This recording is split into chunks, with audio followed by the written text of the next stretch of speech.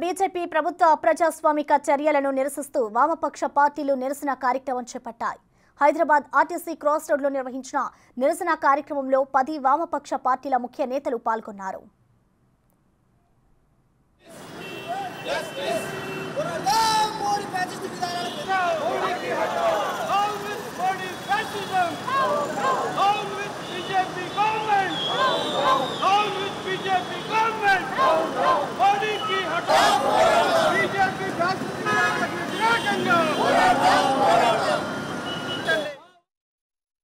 ముఖ్యమంత్రిగా ఉండి అధ్యక్షుడిగా ఉన్నటువంటి కేజ్రీవాల్ మీద ఈరోజు కేసులు బనాయించి ముఖ్యమంత్రిని కూడా చూడకుండా జైల్లో పెట్టారు. ఆయన కంటే ముందు జార్ఖండ్ ముఖ్యమంత్రి సోరెన్ను జైల్లో పెట్టారు.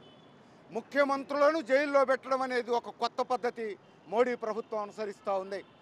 అంటే రాజ్యాంగం లేదు, చట్టం లేదు, విలువలు లేవు. పూర్తిగా బీజేపీకి వ్యతిరేకంగా ఎవరున్నా జైల్లో పెట్టేటువంటి తప్పుడు పద్ధతులు, బ్లాక్మెయిల్ ఎత్తుగడలు వేస్తున్నారు. మరొక వైపు వచ్చేవి ఎన్నికలు.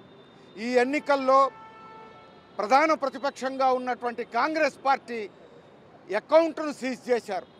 అంటే క్యాంపెయిన్కు డబ్బులు లేకుండా చేసేటువంటి ఒక ప్రయత్నం ఇది ఒక హెచ్చరిక.